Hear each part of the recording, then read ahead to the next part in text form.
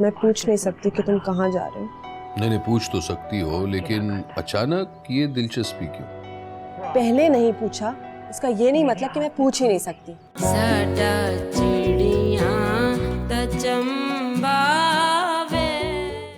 अरे अल्लाह, शुक्र है तेरा। कितने अच्छे लोग थे ना, बहुत अच्छा हुआ जो हमारे यहाँ आकर चले गए। और तो और हमारी कितनी इज्जत अफजाई हुई है। अरे इतने बड़े लोग हमारे घर चलकर आए, कितना बड़ा मिनिस्टर कहीं से नहीं लग रहा था। और तो और देखा तुम लोगों ने आजिज़ी कितनी थी, इतना सा भी तकब्बुर नहीं था। और ये सुना आपने हमारे अब्दुल्ला की नौकरी का मामला? अरे कैसे चुटकी बजाकर हल कर दिया ना। मेरा मासूम बच्चा कैसे मारा मारा फिरता था नौकरी के लिए, बस अब इसकी भी नौकरी हो जाएगी। या अल्लाह तेरा लाख लाख शुक्र है। अब्बा मियाँ, आप क्यों इतने चुप है? हाँ? नहीं कुछ नहीं।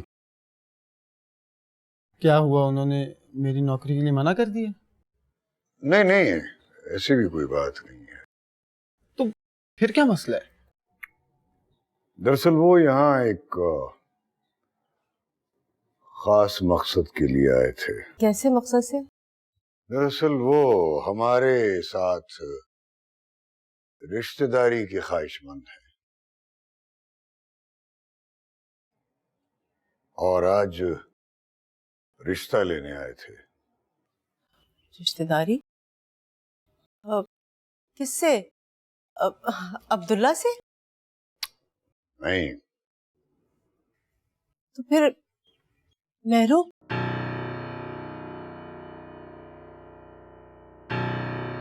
लेकिन मुझे जहां तक पता है उनका तो कोई बेटा ही नहीं है। नहीं, वो खुद मेहरू से शादी करना चाहता है।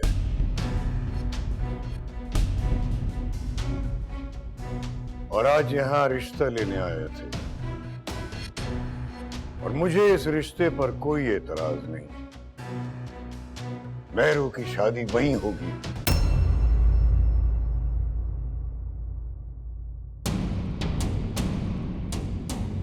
ये मेरा आखिरी और हतमी फैसला है।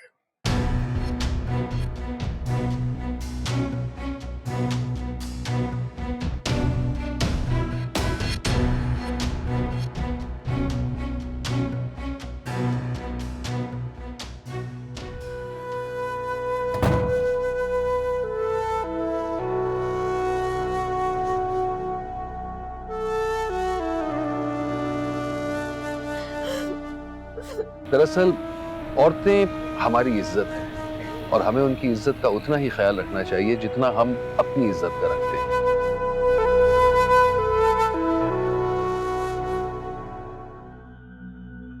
मुझे इस पर एतराज नहीं। क्या? आपको कोई एतराज नहीं? आपको ये सब कुछ ठीक लगता है मेहरू के लिए? और कोई चारा भी तो नहीं। उनकी इतनी मजाल इसलिए हुई क्योंकि आपने उनके एहसान लिए, वरना उस कबीर की इतनी हिम्मत ना होती कि वो मेरी बहन पर नजर रखता। तो मेरे बेटे हो, मेरे बुढ़ापे का सहारा हो। मेरी जो जमीन जिस पर कब्जा हो गया है उसके काबिज से जाकर मिलो और उससे पूछो कि अब हम मकान कब खाली करें। अगर तुम मेरी जमीन, मेरा मकान और मेरी दुकान बचा सकते हो तो फिर आकर मुझसे बात करो। मैं तुम्हारी बहन, तो सिर्फ तुम्हारी बहन नहीं, मेरी बेटी भी है। तुम जहां कहोगे मैं उसकी शादी कर दूंगा।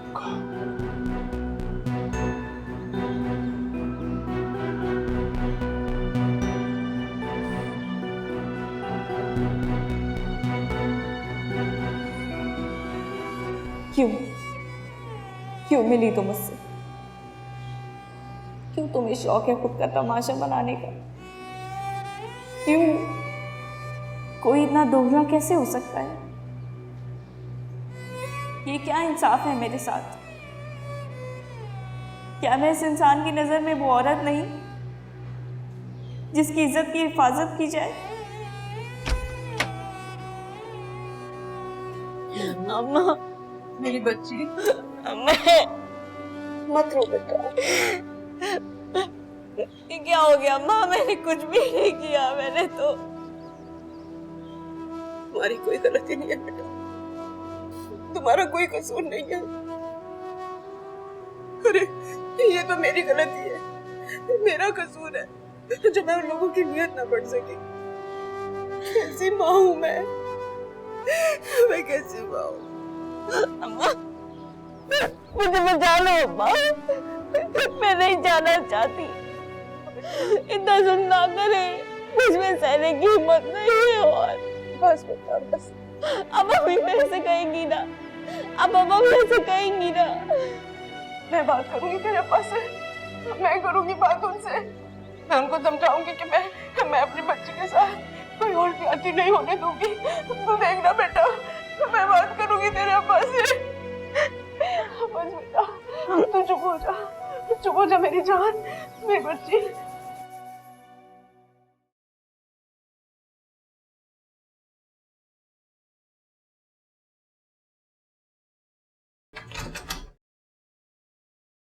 बाजी, रज़ाक भाई और भाभी तो जा चुके।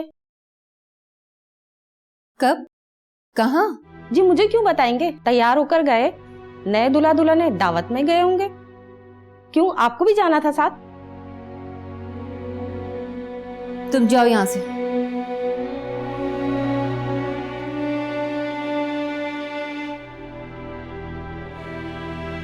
हमेशा मुझे दूर रखो, जैसे मैं इस घर का सबसे बड़ा दुश्मन हूँ। हमेशा मेरी बेरोजगारी का ताना देके मुझे चुप करा दिया आपने अब्बा मियाँ के साथ। ये है हमारी चुप का नतीजा कि किसी को खातिर में लाए बगैर उन्होंने इतना बड़ा फैसला किया। अब भी आप मुझे चुप रहने का दर्द। हमेशा हमने अब्बा मियाँ का फैसला माना, वो मेहरू ने उनके हुक्म को खुदा का हुक्म माना। और क्या किया इसके साथ, क्या किया इसके साथ? अब भी मैं चुप रहूं ताकि इसकी मैयत उठ जाए। बस मेरू चुप कर जा बेटा। मैं बात करूंगी हकीम साहब से। बस बेटा बस चुप कर जा बेटा। अरे फिर कोशिश करती हूँ मैं फिर कोशिश करती हूँ तेरे साथ जाती ना हो कोई।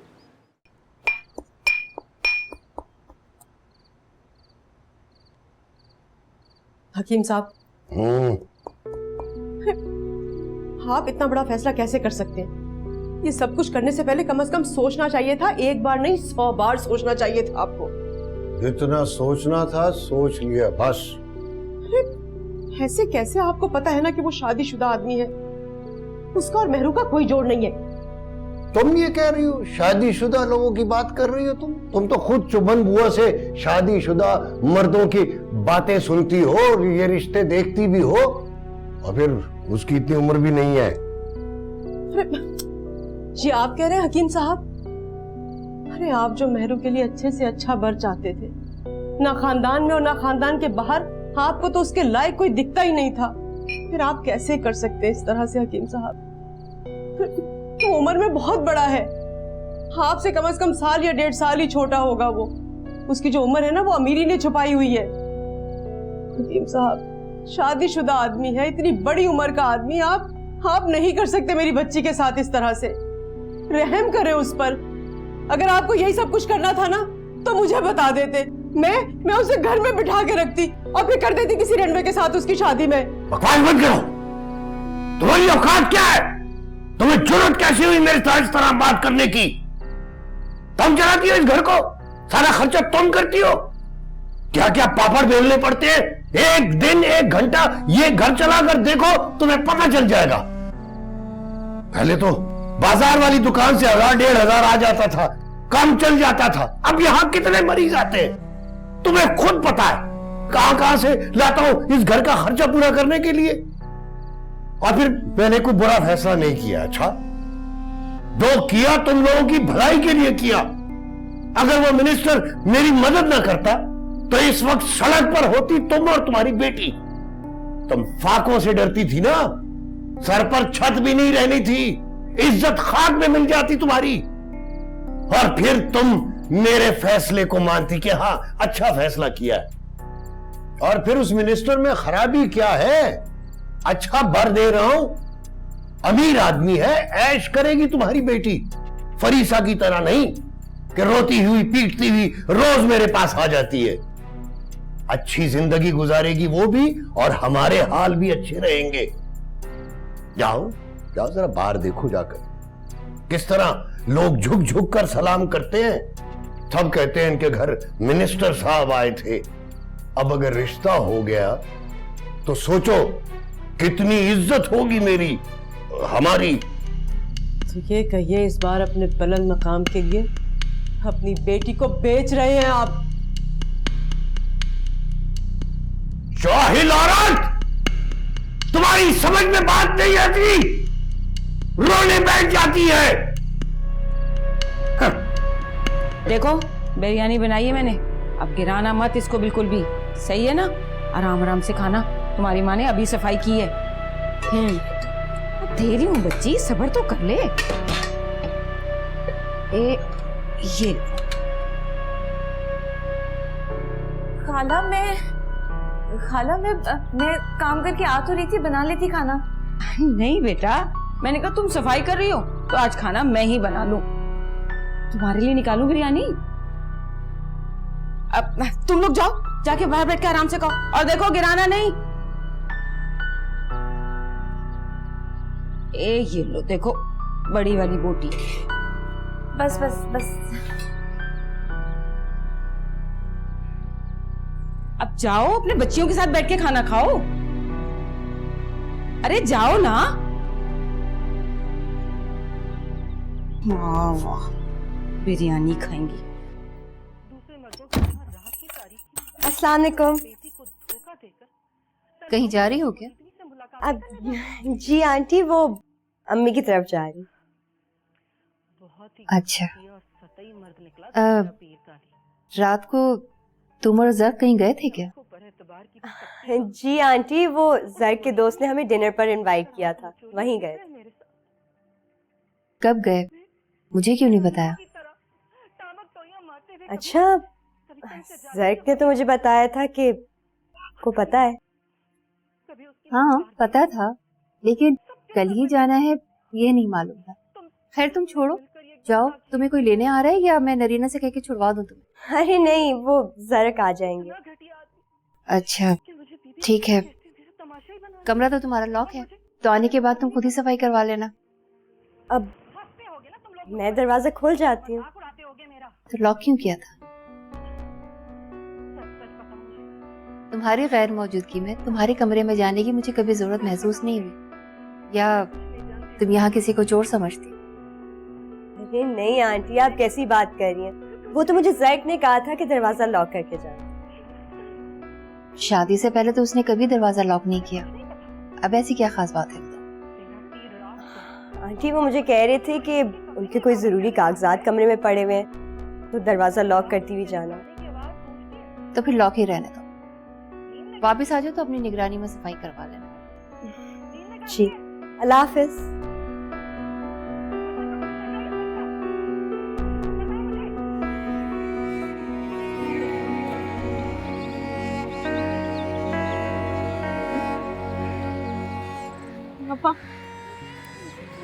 आपा मुझे बचा ले, आपा मुझे सबसे बचा ले, मैं मर जाऊंगी। यहाँ से ले चले खुदा के वास्ते।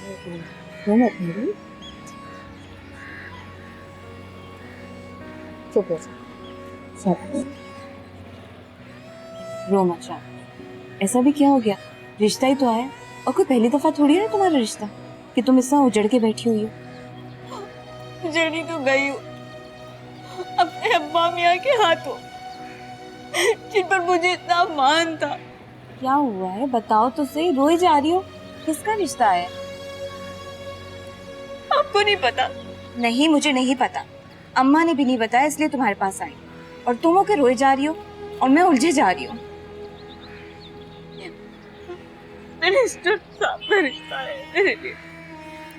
शादी करना चाहते हैं मुझसे, अपनी सारी मेहरबानियों के एवज मुझे मांगा है अब्बा मियां से। और अब्बा मियां जो मुझे अपना कुल सरमाया समझते थे, बगैर किसी से पूछे रिश्ता तय कर दिया। उससे जो उम्र में मुझसे इतना बड़ा है, शादीशुदा है वो। क्या गलती थी मेरी? अगर समझ नहीं आ रहा, मैं तो रो रो के सुन हो गई हूँ। आपने मुझे बताया क्यों नहीं?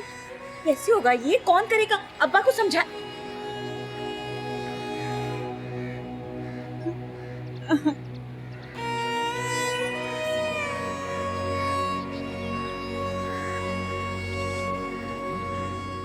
तो फिर कोई जवाब आया? मेरा मतलब है उनका इरादा क्या है? गुड, ये बात है। अरे जनाब, बहुत जल्दी आपकी शादी हो जाएगी। मैं सोचने की बात कि या तो तुम दूसरी शादी के लिए राजी नहीं थे, और आजकल जब देखो सिर्फ यही बात। वैसे ये भी तुम्हारी गलती है। अगर तुम नहीं चाहते थे कि मैं शादी जल्दी से करूं तो वो लड़की दिखाते ही नहीं। अब जबकि मैं शादी करना चाहता हूं तुम कहते हो जल्दी नहीं। कमाल है। अच्छा, डोंट वरी, तुम्हारा ये काम हो जाएगा। इसे काम मत कहो सबकत, ये तो रिश्ता है। मेरी जिंदगी में मेरी मर्जी से होने वाला पहला रिश्ता। इसे आम काम मत कहो। क्या बात है भाई आपकी। अब तो समझो कि ये रिश्ता डन। तुम कैसे कह सकते? और सच पूछो तो मुझे नहीं लगता। अगर डन होता तो अभी तक जवाब आ जाता है। नहीं, जरूर किसी न किसी वजह से उन्होंने ये रिश्ता रिजेक्ट कर दिया। शायद मेरी पहली शादी की वजह से, या फिर मेरी उम्र की वजह से। आई नो, लेकिन तुम परेशान ना हो, वहां से हाँ ही होगी। तुम्हें यकीन है? यकीन कैसे? कहीं किसी ने तुमसे कुछ कह तो नहीं दिया?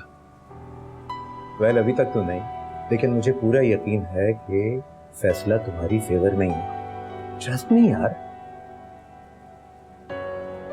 तुम्हारे मुंह में घी शक्कर दोस्त। हम मिनिस्टर साहब के पास खुद जाते हैं और उसे बताते हैं कि मेहरू इस रिश्ते से खुश नहीं है, और वो इनकार कर दे मेहरू से शादी करने से।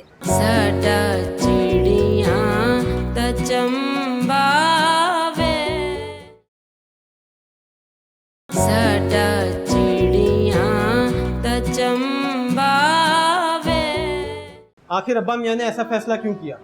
अब हम इतने भी मजबूर नहीं कि 2-4 सहूलतों के एवज लड़की उस बुढ़े को दे दे। चुप कर जाओ, ऐसा बात करो। और क्या तुमने ये बुढ़ा लगाई है? अब्बा मियां ने सुन लिया ना तुम्हारे, तो अभी आगे बता देंगे बुढ़ा कौन है और जवान कौन। क्यों आराम से बोले? अरे तो अब्बा मियां भी बड़े अच्छे तरीके से जानते हैं कि कौन कौन सी बातें निकल के रिश्ता तय किया है। बेचारी मेहरू पैसे की भेंट चढ़ा दिया इसे। आप करें अब्बा मियां से बात, तो वो अपना फैसला बदले। ये हरगिज नहीं हो सकता। अब हर बार जैसा वो चाहेंगे वैसा नहीं हो सकता। और वैसे भी ये मेहरू की जिंदगी है, वो अपना फैसला मुसल्लत करके इसकी जिंदगी बर्बाद नहीं कर सकता। ये हक मेहरू बहुत पहले तुम्हारे अब्बा मियां को दे चुकी है। अरे इसकी जिंदगी का क्या, इसकी मौत का फैसला भी कर सकते हैं वो। मैं क्या करूं? अब भुगतो। मेहरू तुम परेशान ना, सब ठीक हो गए। एक तरीका है इस सब चीजों से बचने का। क्या? हम मिनिस्टर साहब के पास खुद जाते हैं और उसे बताते हैं कि मेहरू इस रिश्ते से खुश नहीं है, और वो इनकार कर दे मेहरू से शादी करने से। अरे तुम लोग पागल हो गए हो। अगर तुम्हारे अब्बा मियां को जरा भी भिनक पड़ गई ना तो तूफान खड़ा हो जाएगा इस घर में। इसके अलावा और कोई चारा नहीं। चुप करके कुछ दिन और इंतजार किया, तब तक तो शादी हो जाएगी, फिर कुछ नहीं कर सकेंगे हम। अरे तुम्हारे अब्बा मियां कत्ल कर देंगे मेरा भी और तुम तीनों का भी। ये बात समझ में नहीं आ रही तुम्हारे। और एक बात बताओ मुझे, ये जो मिनिस्टर है क्या गली के नुक्कड़ पे रहता है? मैं जाऊं और जाके कह दूं कि भाई अल्लाह के वास्ते मेरी बेटी तुमसे शादी करना नहीं चाहती और हकीम साहब भी नहीं चाहते, रिश्ता मना कर दो। नहीं हो सकता ये। और मुझे क्या पता कि वो रहता कहाँ पर है। तो मैं चलूंगा आपके साथ। घर नहीं तो उसके ऑफिस चलेंगे, और जब उसको हम ये बताएंगे कि मेहरू उससे शादी नहीं करना चाहती तो वो खुद ही पीछे हट जाएगा। कौन जबरदस्ती की शादी के झंझट में पड़ना चाहता? अरे मैं क्या करूं, मेरी समझ में कुछ नहीं आ रहा। मुझे नहीं पता। अम्मा मत परेशान, ऐसे कोई खतरे की भी तो बात थोड़ी है। हम जाएंगे, सब जाएंगे, उनसे बात करेंगे, उन्हें समझाएंगे। तुझे क्या हुआ? तू ऐसे क्यों देख रहा? मुझे कोई इस घर का फर्क ही नहीं समझता। मुझे फर्क क्या, इंसान समझ लेना तो उसी में खुश हो जाता है। तुम चुप करो। हाँ, तुम क्यों आए हो भाई यहाँ? मुझे कोई शौक नहीं है पाकिस्तान और कश्मीर के मसले में टांग अड़ाने का। हकीम साहब आए, बुला रहे हैं। अल्लाह खैर। तौबा।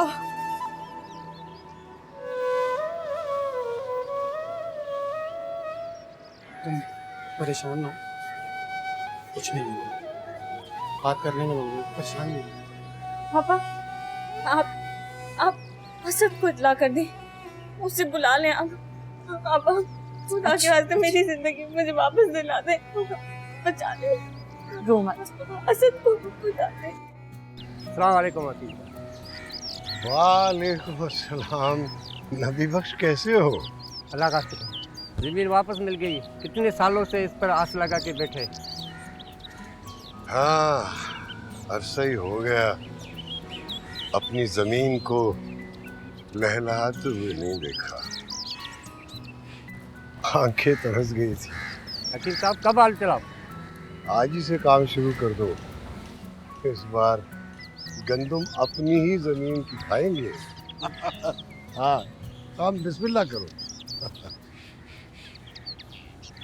नबी बख्श, काम बंद कर दो।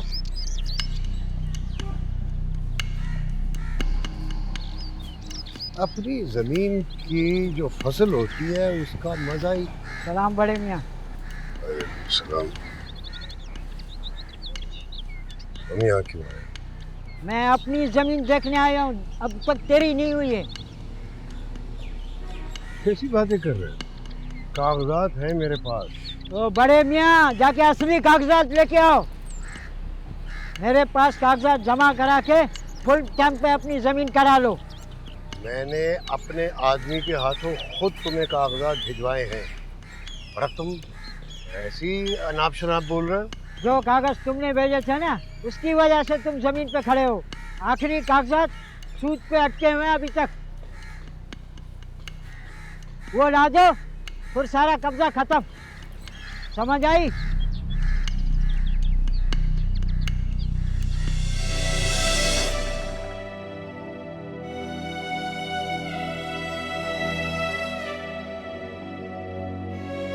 फरीसा, फरीसा। जी हाँ वो मैं, लेकिन तुम तो अपनी ही सोचों में गुम हो। बस काम कर कर के थक गई थी। हाँ वो मैं पूछ रही थी कि वो मिनिस्टर साहब आए थे तो क्या बात हुई? कोई खास नहीं, अब्बा मियाँ से मिलने आए थे। अच्छा, बहुत मिलना मिलाना हो रहा है आजकल। चलो अच्छा ही है, इस उम्र में हकीम साहब का बेटा काम ना आया, दोस्ती काम आ गया। लेकिन बहुत बड़े दिल के लगते हैं वो, वरना बगैर मतलब के तो कोई किसी के काम नहीं आता। ठीक कह रही हूँ ना मैं? जी ठीक कह रही है। मैं कह रही थी कि अब तो तुम भी जानती हो ना मिनिस्टर साहब। मुझे? हाँ हाँ, क्या तुम मिली नहीं हो मिनिस्टर साहब से? हाँ मिली तो हूँ। तो फिर वो जानते ही होंगे ना कि तुम हकीम साहब की बड़ी बेटी हो। हाँ जी। मेरा मतलब है कि मैं तुम्हारी खाला हूँ, तुम्हारे लिए अच्छा ही सोचूंगी ना। अब ये पूरा घर तुम्हारा है, तुम इस घर की बड़ी बहू हो, और तुम जानती हो कि मैं किस तरह से खर्चा पूरा करती हूँ। मेरा मतलब है कि कितना अच्छा होगा ना अगर तुम मिनिस्टर साहब से कह के इम्तियाज का ट्रांसफर करवा लो। देखो बेटा, मेरा गुजारा तो पेंशन से भी हो जाता है, लेकिन तुम्हारे साथ 4 बेटियां हैं, आज छोटी हैं कल को बड़ी भी हो जाएंगी, और अकेली औरत का संभालना तो बहुत मुश्किल होता है ना। मर्द का होना बहुत जरूरी होता है घर के अंदर। मेरी बात को समझने की कोशिश करो बेटा। देखो, साल में एक दफा आता है इम्तियाज, वो भी 1 हफ्ते के लिए। तुम कैसी बीवी हो? तुम्हारा दिल नहीं करता कि तुम्हारा शौहर तुम्हारे साथ हो? और फिर वो इतना बड़ा मिनिस्टर है और अब सीट पर भी है, तो उसके लिए तो ये बाएं हाथ का खेल होगा। मेरा फर्ज था तुम्हें समझाना, बाकी तुम खुद समझदार हो। अच्छा अब तुम सो जाओ और वक्त से सो जाया करो, थक जाती हो ना बहुत ज्यादा।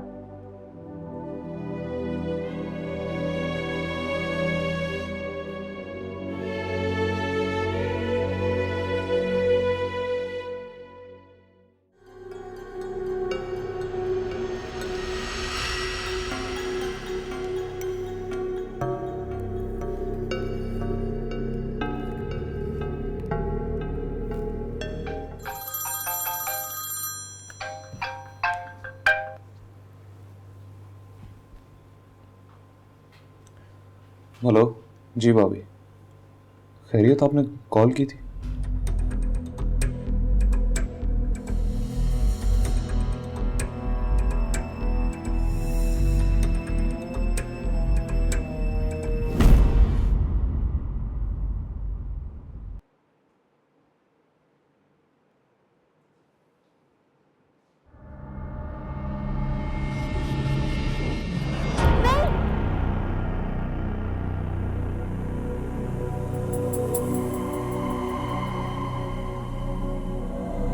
मेहरू, क्या हुआ? तुम ठीक तो हो? कोई बुरा ख्वाब देख लिया क्या? अब्दुल्ला कुछ करो, अब्दुल्ला मुझे बचा लो। मेरी बहन, मैं क्या करूं?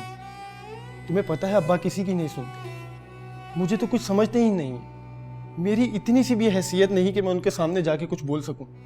हमेशा हमेशा मुझे मेरी बेरोजगारी का ताना देकर चुप करा दिया जाता है। आज उस कबीर को देखा, दिल चाह रहा था मार डालूं उसे, पर फिर सोचा कि जब हमारे बाप ने ही उसके पास हम सबको गिरवी रखवा दिया है तो उसको कुछ करके क्या फायदा।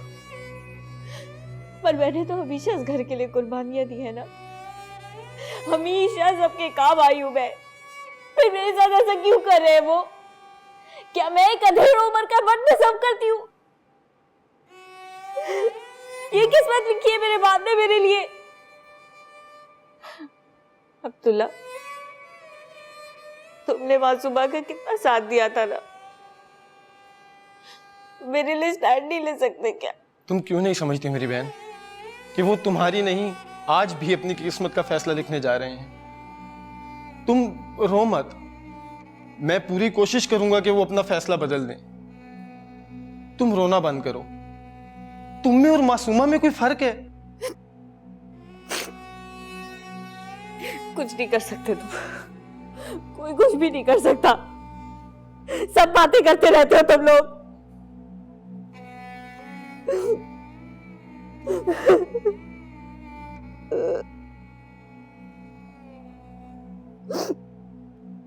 जाओ यहाँ से, जाओ, मुझे अकेला छोड़ दो।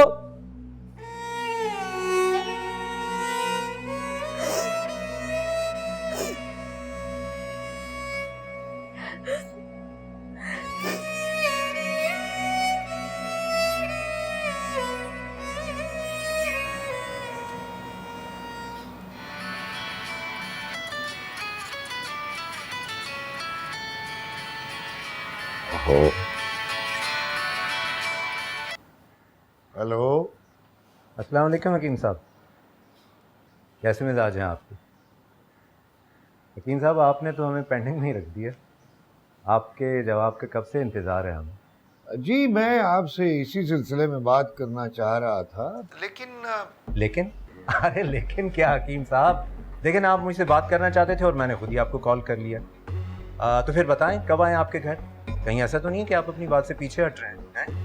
नहीं जी, नहीं है, ऐसा हरगिज नहीं है। आप जब चाहें आप तशरीफ ले आए, लेकिन वो एक और मसला हो गया है जिसकी वजह से मैं बहुत परेशान हूँ। अब क्या मसला है आपका? वो जो ज़मीन के कागजात आपने मुझे दिए हैं, तो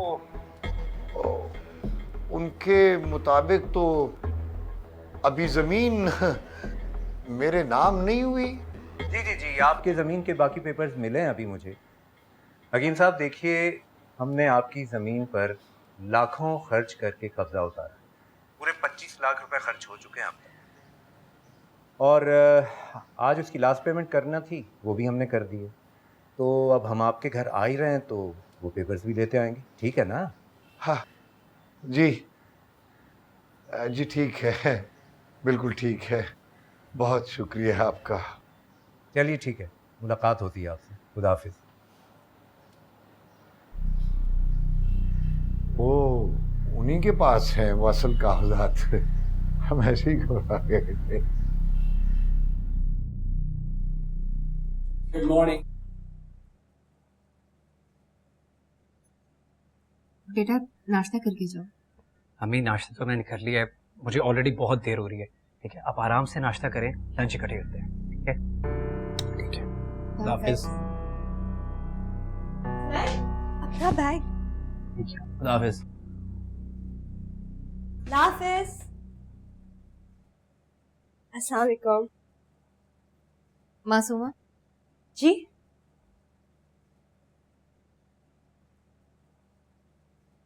तुम्हें शायद पता नहीं, ज़र्फ ने हमेशा नाश्ता मेरे साथ टेबल पर किया है।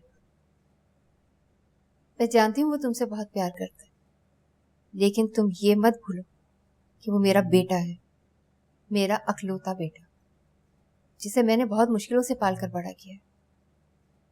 जी हाँ जी। अब अगर वो तुम्हारी वजह से मुझसे दूर हो रहा है तो क्या मैं बर्दाश्त कर सकूंगी? बताओ। आंटी, मैं उससे आपसे क्यों दूर करूंगी? तो फिर ये सब क्या है? नाश्ता कमरे में, खाना कमरे में। वो ऑफिस से आता है तो तुम लोग बाहर चले जाते हो। मैं तो उसकी शक्ल देखने के लिए तरस गई। आंटी, मैं वो ज़र्क ने ही मुझसे कहा था कि वो कमरे में नाश्ता करेंगे, तभी मैं नाश्ता ऊपर ले आई। हैरत है, ज़र्क अब वो सब कुछ करने लगा है जो उसने पहले कभी नहीं किया था। या ये सब तुम उसे करने को कहती हो? मैं वैसे जानती हूँ, नई नवेली दुल्हनों को बहुत शौक होता है अपने शौहरों को नसीहतें करके इम्प्रेस करने का। आंटी, आप क्या कह रही हैं? मैं तो ज़र्क से खुद कहती हूँ कि आपको टाइम दिया करे, पर वो कहते हैं कि ऑफिस में काम ही बढ़ गया। खैर जो भी हो, तुम अब ख्याल रखना, ज़र्क सिर्फ तुम्हारा शौहर ही नहीं, इस घर का बेटा भी है। फिर शायद सब कुछ पहले जैसे ही। ठीक।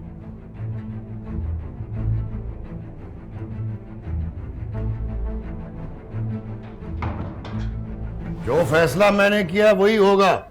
मेहरू की शादी वही होगी जहां मैं चाहूंगा। मैं अपनी जुबान से नहीं फिरा करता। और फिर तुम क्या समझती हो कि सिर्फ तुम ही मेहरू का भला सोच सकती हो? मैं भी उसका बाप हूं, मुझे भी एहसास है। मैं जो करूंगा उसकी भलाई के लिए ही करूंगा। उसके भले के लिए या अपने भले के लिए? अरे उसकी पसंद नहीं है इसमें, उसकी मर्जी के बगैर आप शादी कर देंगे उसकी? इस तरह से जबरदस्ती करेंगे उसके साथ? कोई जबरदस्ती नहीं हो रही, जबरदस्ती कर रहे हैं। आप उसके वही बाप है ना जो उसके लिए आने वाले हर रिश्ते को मना कर दिया करते थे बगैर किसी वजह के कि मेहरू के लिए ये ठीक नहीं है। अब क्या कर रहे हैं आप? हाँ, अरे इस तरह से आंखों देखे मक्खी तो नहीं निगल सकते ना। बेटियों की शादी की जिम्मेदारी उनके बाप पर ही होती है। और फिर फरीसा और मासूमा की शादी भी मेरी मर्जी से हुई है। और फिर इसके लिए तो मैंने इतना अच्छा बर चुना है। क्या चुना है आपने उसके लिए? इतने अरसे उसे इसीलिए बिठा कर रखा था? अरे उम्र में बड़ा है उससे, वो शादीशुदा है। इससे तो अच्छा ये वो इसी तरह घर में बैठी रहे, ना भी आए आप उसे। अरे वरना तो मेरी बच्ची घुट घुट के मर जाएगी। तुम चुप रहो, तुम कुछ नहीं जानती। इस शादी के हो जाने में हम सब का भला है। हकीम साहब, इसमें भला सिर्फ आपका है, हम सबका भला नहीं है इसमें। अरे आपने अपने मफाद के लिए मेरी बच्ची को बेच दिया। बकवास बंद करो, खबरदार। अब मेहरू के सामने ये बकवास न करना। वो मान भी जाए, मगर तुम उसके कान भरना बंद करो तब ना। मान जाएगी वो, मेरी बच्ची मान जाएगी। आपके जुल्म के सामने कैसे मना कर सकती है वो तो इनकार कर ही नहीं सकती।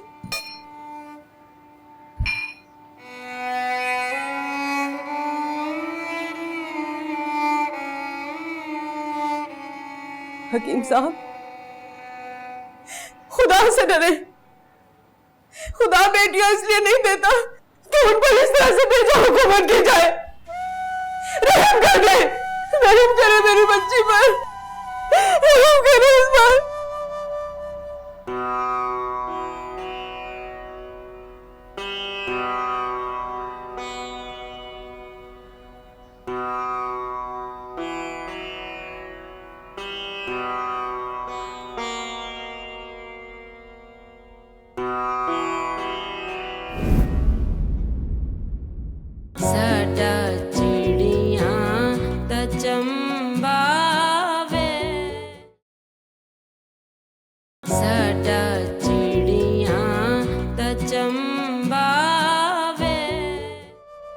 आप लोग